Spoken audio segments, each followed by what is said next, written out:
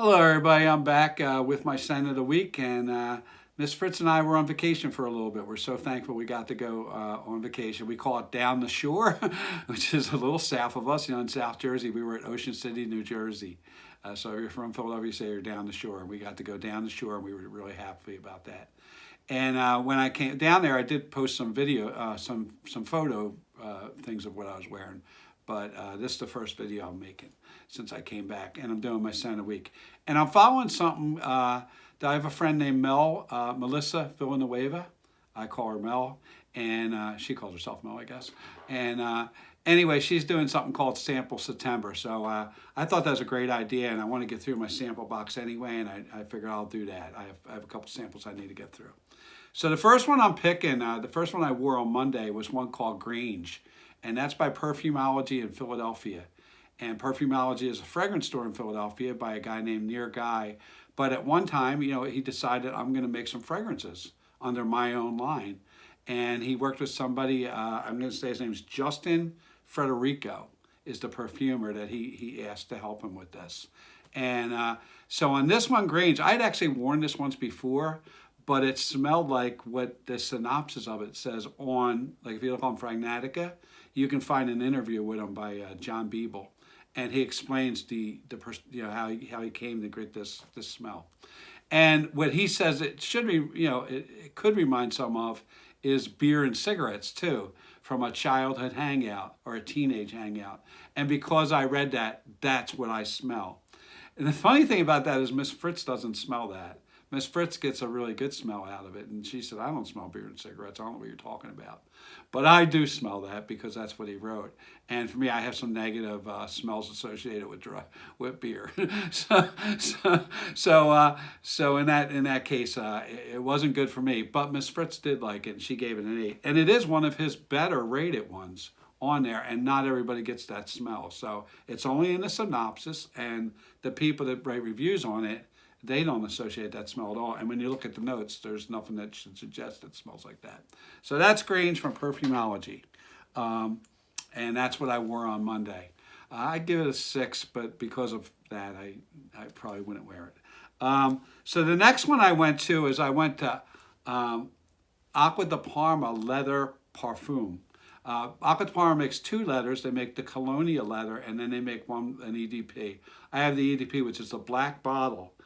If you bought that, but I bought my sample from Fragrancenet. I love this. The first time I wore this is the second time I wore it, but the first time I wore it was when I sent Miss Fritz home on a weekend, and I have a video of me sending it a day where I'm in a leather jacket wearing this. This is a really nice leather because it has raspberry in it, and I actually really love it. I think it's a very good mix of fruits, floral, citrus, and leather. And but it gets a 3.99. I would give it much higher. Miss Fritz did like this again, though. She gave it a 7 this time, where before she didn't like leather, and now she gave it a 7. I give it a 9, so that's what I wore on Tuesday. And then I thought, well, let's go back to some samples, and I had 2 more samples to do from Happyland, 2 final ones to do. And the one I chose to do after Aqua Parfum Leather was Plum Loco. And I had no idea this had leather in it. And, I didn't look up any reviews on it or anything like that. I just poured it on. I thought it'd be a plum thing, and I'll like it. And here it has a leather, it's a leather bait, it's a leather smell. And the interesting thing about this is I went back after that and was wondering, because I really like this. And I'm wondering what everybody else thinks about it. And you can hardly find any reviews on this on YouTube. The one I did find, funnily, was Mike D. From Colorado with the beard. Mike D. Reviews, I think it is, and he wasn't sent them by E.J. Wells. So the people that get these, that have been sent these to do reviews, none of them really had a review on this. But he did because he was sent it by a person, and he said it was just too strong for him at that time, which was 3 years ago. I wonder what he would think about this now. But it's a really good scent. I actually think this is underrated. I think this one should have more reviews on YouTube about it, and is probably, I liked it, for a Happyland one. So anyway, that's Plum Loco. The next one I wore was Homme for the Holidays Decaf. I do have a video on Homme for the Holidays. And again, I'll talk about that Mike D. His girlfriend said that when she had this, it smelled like popcorn, burnt popcorn. And I mentioned that in my video, that it smelled like butter popcorn. This is definitely a holiday one. And what you get in the original is like a coffee maple syrup type fragrance. Specifically for the holidays, especially Christmas time, I would think. This one is without the coffee in it. And I think it adds pumpkin spice and some other stuff. This is really good. I like the other one too. This is one I would buy for the holidays. I prefer this one over it. And again, Miss Fritz gave this an 8 and I gave it a 9. So she liked both of the Happyland ones. And then, so now I'm done with that. And I'm like, I need to get something regular on me again. So I went in my decant bottle of things and I grabbed Elie Saab Essence number 6 Vetiver. You know, I just needed to get my shot of Vetiver. Something that wasn't challenging.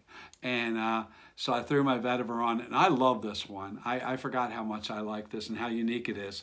And actually, this is made by MFK, I'll say, or FMK, or whatever the heck his name is, Kurjayan, Francis Kurjayan. He's the perfumer on this, and I actually like it. You know, what's funny about this is this is like topsy-turvy. It has vetivers up top and papaya, I think, or cypriol, or one of those, and clove, I think. And then on the bottom, it has the citruses. Very, very nice. This is right in my vetiver collection. I like this. If I run out of this, I'll get a bottle of this. So that's what I wore then. And that was, I guess, Friday. Yeah, Wednesday, Thursday, Friday, yeah. And then on Saturday and Sunday, I went the one I really like. It's called Forthescentofit. I'm really intrigued by this guy. His name's Michael, and he's in Minnesota. And I seen him on 2 live reviews, and they were very in-depth.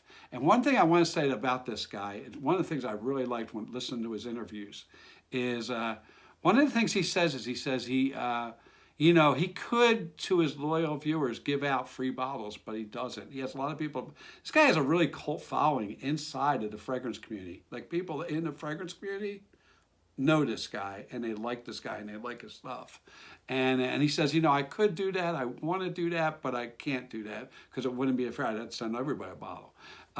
So that was one thing I really liked. And another thing I caught him saying was that at one time, in one of his interviews, he said at one time he got approached by somebody, and I'm assuming it was someone like, I'm just going to guess. I'm assuming it was somebody like Fragrancenet that said, we could market this for you and help you market it with our influencers and maybe help you sell more. And he declined that. And he, to say, at least that's what I got from what he was saying.